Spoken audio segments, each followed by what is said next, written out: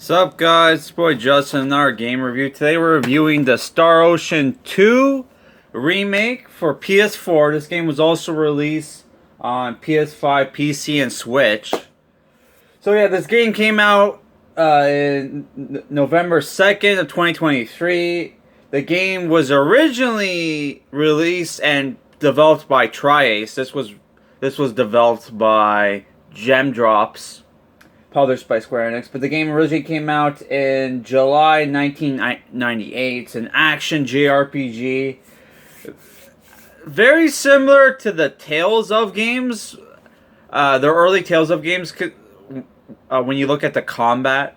But yeah, the game is sorry, I'm gonna just rush this review because I gotta go to work. But yeah, the game is a sci-fi / kind of fantasy JRPG where you have our main character Claude, who's 19 years old, young officer in the Federation, which is basically very similar to Star Trek, though aesthetic wise they remind me more of the Federation from the Xenosaga games, which are probably the best sci-fi RPGs you'll ever play, especially for if you're a fan of JRPGs. And he goes on a away mission with his father, goofs around and accidentally gets sucked up into a teleporter and gets transported to a planet tens of millions of light years away called Expel, where he meets the young girl Reina, who's also a playable character in the game. You can choose between either playing as Claude or Reina, and depending on who you pick, you have certain party members you can only recruit as either Reina or Claude. Reina, you can recruit the swordsman Diaz Flock, and as Claude you can recruit the sorceress Celine. So what happens is that Claude gets stuck on this medieval fantasy world, even though there's some modern stuff, like they have cafes and clothing shops, clothing boutiques, and he accidentally gets mistaken for the legendary hero Light when he uses his phaser to save Reina from like a bear monster, if I remember correctly. It's been a couple weeks since I played this game. And he gets sucked up into this journey with Reina to discover the origins behind the globe of sorcery, which is causing massive upheavals in the land. There's earthquakes, there's volcano eruptions, I think they mentioned. There's hordes of demons and like crazy stuff. So what happens in this game? You go on this journey, which the game is a mix between sprites and 3D, which the sprites are straight up from the game, but the backgrounds are all 3D. And people assumed, I guess, that because they were replacing the pre-rendered backgrounds with 3D, that means, oh, you get to look around, you can move the camera. No, the camera is fixed in place, though it kind of floats, which looks kind of cool, actually, the floating effect, which I didn't notice until I saw Resident Ark's review of the game, which is not gonna, it's not gonna factor into my review. I have my own thoughts on this game. I never played the original, though, like, the only reason I bought this game instead of getting the original, because this is actually cheaper than the original. The original goes for like $100, where this goes for like, well, I paid like $80 because, Canada. But it's cheaper than the original. And if you want to play with the character portraits from the original or the the PSP version, they include those character portraits as well, but I picked the more modern character portraits because they look so beautiful, man. Holy crap. Why couldn't they pick that art style for the 3D games? Man, like, holy crap. Which that's another problem with Tri-Ace games in general, is their 3D character models look kind of crappy, especially compared to concept art. Though I think in 5 wasn't too bad. The character models in 5, they were actually pretty nice. So yeah, the combat is side view, and the world map. You have the creature sprites that your characters can encounter. That there's no random battles, which thank God, because who likes random battles, honestly, especially nowadays. No, thank you.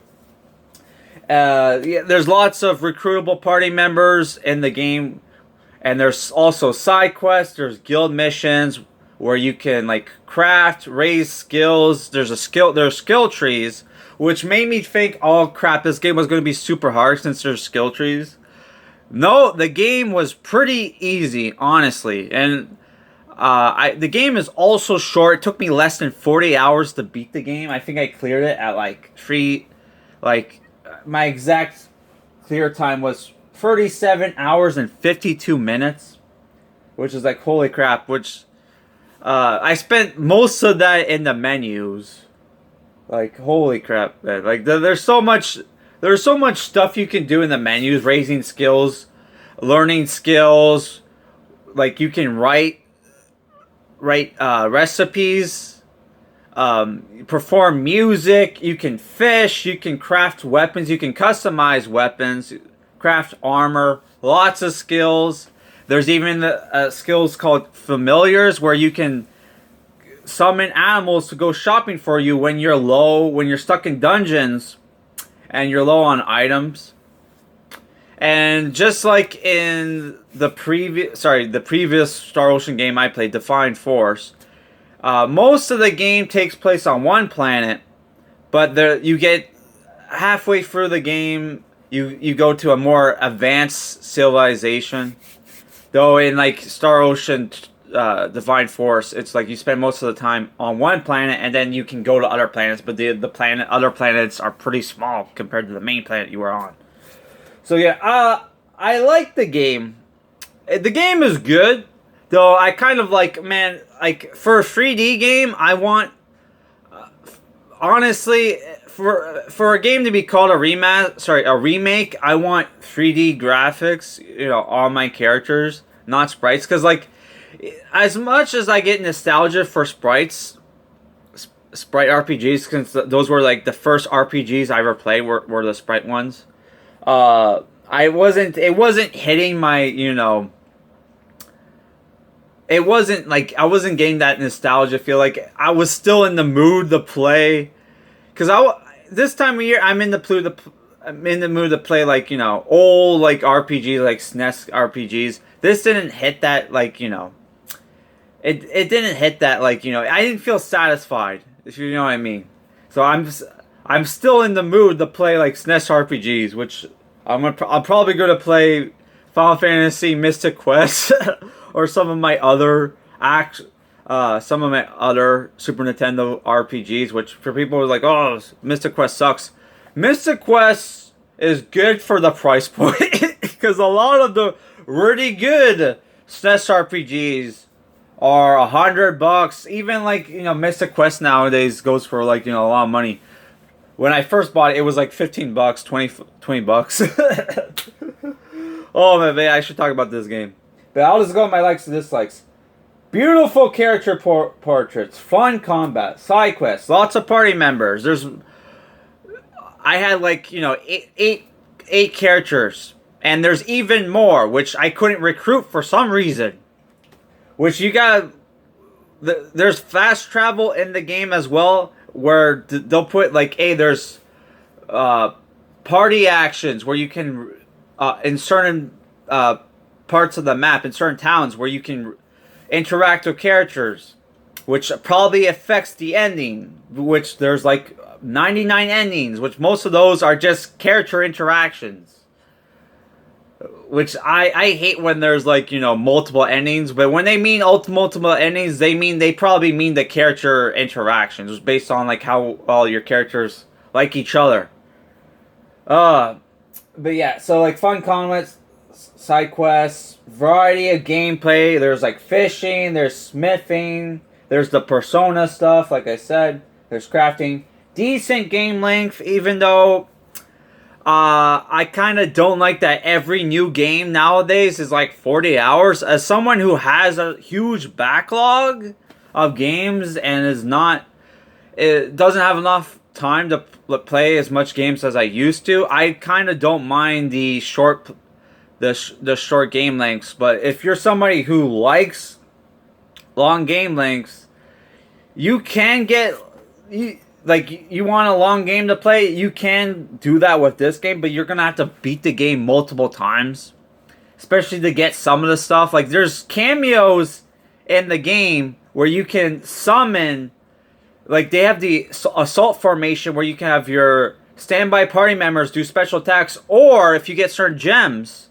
you can certain jewels, you can summon, like, characters from other previous Star Ocean games, which I was only able to get 3, and they only start you with 1, Leticia from Star Ocean 6. I was only able to get 3 of those because one of them you can only get through fishing, training your fish to this NPC character who's not on the second planet you get put on, like, which is called Erginid, you end up on. So it's like, what the hell? I missed my chance to get Edge's jewel, which you can only get through fishing, which sucked because I like Edge. Edge was from Star Ocean 4, which was the first Star Ocean game I ever played, which I really like 4. A lot of people hate it. I don't know. Not my opinion, it's a good game. Yeah, you have like quirky anime voice acting, which is from the PSP version, where Spike Spencer voices the Claude, which Spike Spencer's from Neon Genesis Evangelion. So I really like that. I really liked his performance and the voice acting in general, but like a lot of people probably are not going to be a fan of the quirky anime voice acting. There's the Japanese version if you want to listen to that. There's multiple protagonists. And there's the Persona stuff, like I said. Dislikes. Oh, boy. You can't recruit all the party members in a single playthrough, obviously. I already mentioned that.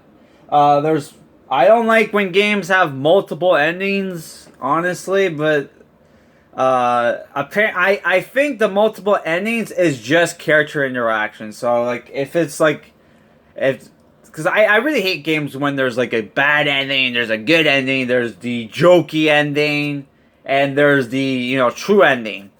That makes it so if there's ever a sequel to a game, that really screws things up, man. Especially if you ever play like the SMT Apocalypse, because that makes me, or if you ever played Strange Journey, because like how the fuck do those games line up with like SMT4? Like, the only way SMT4 could be like a sequel to Strange Journey if the bad ending happened, right? Or like SMT4 Apocalypse, the only way that game makes sense if that game takes place near the end of like Finn's journey, which is the canon name for that character, even though that character's Japanese. As hell. Like, yeah, it's clearly, yeah, but whatever. But we're not here to talk about SMT. But that I just don't like when games have multiple endings, because that way, when there's a sequel, how the fuck does that fit in? Which these games, apparently, you don't need to play the previous games in the series to enjoy them. They're mostly standalone. Though Welsh is in the game, and she's in a bunch of Star Ocean games. I don't even know which one's the first one she appeared in, because she obviously wasn't in the original game because they didn't have a character portrait for her, like in the PS1 style. They had like the PSP and the modern. So what was my other dislikes? Game is too easy for people who don't like easy games. There are difficulty settings though.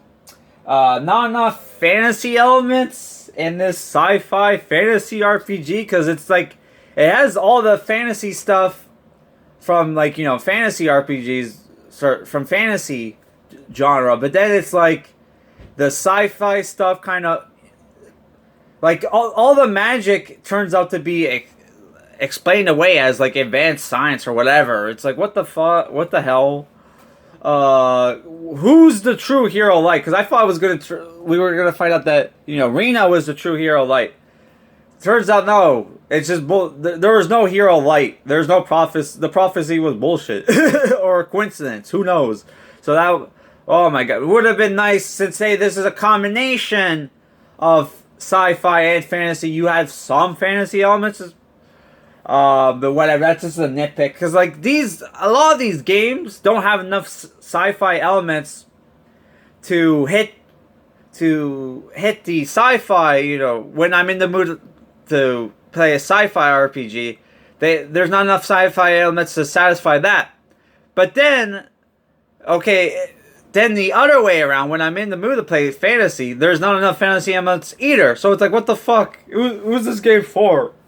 Honestly, because if you're someone who wants to play a sci-fi RPG, there are better games like the Xeno Saga games, the Phantasy Star games. Though like the third one was more fantasy, but it turns out like they were on a spoiler alert, they were on a ship the entire time. So yeah, that's just a nitpick. The villains, and this happens in a lot of RPGs, especially Final Fantasy 13 and 12 to some extent. The villains don't get enough character development, so it's like, why do they do what they do? They're just crazy, I guess. I don't know. They never explain how Claude got teleported to Expel. So yeah, I'm just gonna wrap this up. So 8 out of 10. It's a good game. It's a fun game. If you're someone who's looking for a quick and easy game to play, this is a quick and easy game to play. And yeah, my next, because I don't want to wait another year to play a Star Ocean game. So my next Star Ocean game review will be in February. I'm finally going to play and beat this game. I've had this game forever, Star Ocean, till the end of time. And our next game review is going to be Dragon Quest Monsters, The Dark Prince, though I'm probably going to finish up Birth by Sleep, because I already beat like 2 out of 3 of the campaigns. So I might do a review for that, though unless I'm doing a review with Kevin, I'm probably not going to do a review at all, because I like the game, but it's the thing where it's like I don't have much to talk about other than it's a fun game. It's a good game, but I don't really have much to talk about. So yeah, that's it for this review, guys. Peace. By the way, it's going to be a bunch of Square Enix games reviews in a row, so hopefully I did start playing Yes, Memories of Saliceta at work, and I think I'm already halfway through that game, so maybe I'll review that instead. Alright guys, peace.